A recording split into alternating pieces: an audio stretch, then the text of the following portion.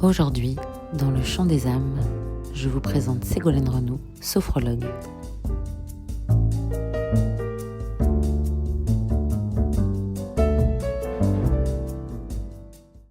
Je m'appelle Ségolène Renaud, j'ai 35 ans et je suis sophrologue depuis maintenant un peu plus d'1 an et demi. J'exerce à Ronquerolles dans le Val d'Oise à mon cabinet ou bien je peux me déplacer au domicile des gens. J'ai un métier principal, je suis maman depuis 10 ans. Je suis infirmière depuis 12 ans et demi et sophrologue depuis 1 an et demi à peu près. Toute cette charge mentale là, c'est ça qui m'a fait devenir aussi sophrologue et ça m'a fait un bien énorme. C'est une vocation, c'est pas un simple métier comme ça, on se lève le matin, on dit tiens, et si je faisais ça? Non. C'est pas qu'un métier, c'est quelque chose qu'on vit au quotidien. Moi je pratique au quotidien et ça m'aide énormément. Je dirais même que ça m'a sauvé la vie. Peux-tu nous raconter ton parcours ? Je suis infirmière depuis 2013. J'ai effectué des missions dans plusieurs hôpitaux, dans plusieurs services différents, plusieurs tranches d'âge différentes. Les patients que je rencontre, ils ont de la douleur, ils ont du mal à dormir, ils ont l'angoisse d'aller se faire opérer. Il y a plein de schémas un petit peu anxiogènes que j'ai rencontrés durant ma carrière.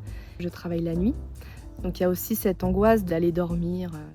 J'ai essayé de faire un petit peu de relaxation, un petit peu à mon niveau, sans savoir ce que c'était réellement la sophrologie. Et je voyais que ça marchait. Donc je me suis lancée il y a 2 ans. J'ai décidé de passer ma formation pour être sophrologue. Donc je l'ai eu il y a 1 an et demi et j'ai ouvert mon cabinet il y a un petit peu plus d'1 an. Pour toi, la sophrologie, ça veut dire quoi ? C'est une philosophie de vie où on voit le côté positif des choses, on voit le verre à moitié plein et pas à moitié vide. C'est un mindset en fait, c'est un état d'esprit. Pura vida, tu sais ce que c'est. La vie simple, vivre l'instant présent, vivre les choses simplement. Arrêter de se prendre la tête pour n'importe quoi.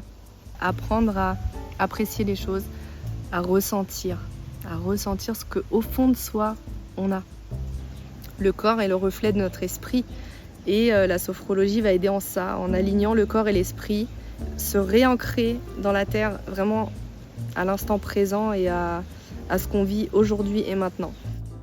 Souvent les gens ils disent que la vie est courte, qu'il faut en profiter. Je suis pas d'accord. La vie elle est longue, 100 ans, on peut vivre 100 ans, c'est long quand même. Mais elle est précieuse, elle est fragile. Comment as-tu découvert la sophrologie ? Du coup, la sophrologie, elle est rentrée dans ma vie avec la préparation à l'accouchement pour mon premier, Kéliane, qui a 10 ans, où la sage-femme qui faisait les cours de préparation à l'accouchement était aussi sophrologue et donc elle proposait des cours de sophrologie. Elle nous faisait ressentir notre corps, ressentir nos émotions. Et à partir de ce moment-là, j'ai changé d'état d'esprit. Après, pour Amaury, mon deuxième fils de 8 ans, j'ai accouché sans péridurale et j'avoue que la sophrologie a bien aidé là-dessus parce que ça se passe là-dedans, avant tout.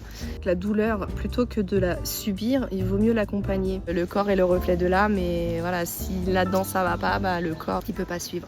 La douleur pour l'accouchement, on voit ça comme quelque chose de négatif. Moi, je vois ça plus comme quelque chose de désagréable. Oui, ça fait mal. Mais on va accueillir la vie et c'est quand même quelque chose d'incroyablement merveilleux. Est-ce que tu en as l'usage dans ta vie personnelle ? Je pratique au quotidien et ça m'aide énormément. Je me suis séparée du papa des enfants il y a 2 ans maintenant, donc en plein dans l'apprentissage de la sophrologie. Mon grand, je ne savais plus quoi faire. Du coup, on a essayé plein de choses, psychologue, discussion avec lui, que ce soit moi, son papa. Rien n'y faisait. Il avait une colère en lui qu'il n'arrivait pas à chasser. J'ai décidé un jour de lui dire viens, est-ce que tu accepterais que je te fasse une séance ? Il m'a dit oui. Donc je lui ai fait une séance, puis 2, puis 3. En quoi consiste ton accompagnement ? La première séance, on va apprendre à se connaître, c'est plus un entretien. Et ensemble, on va évaluer combien de séances il y a besoin et quelles problématiques on va traiter. Il faut savoir qu'une séance ne sera pas bénéfique. Je préconise minimum 5 séances. Il n'y a aucun contact. On ne touche pas les personnes. C'est qu'à la voix, la personne, elle s'assoit comme elle veut. Elle peut s'allonger, elle peut rester debout. Il y a des exercices d'ailleurs qui se font debout. Vraiment, on s'adapte à la personne. Moi, j'avais une dame qui avait des vertiges quand elle fermait les yeux. Du coup, elle fermait un peu moins les yeux ou on était plus assis. C'est des exercices dynamiques où on bouge, on respire. Et des exercices un petit peu de relaxation où je parle et la personne se détend. j'envoie la personne dans un autre univers par exemple. Voilà. À qui s'adresse ton offre ?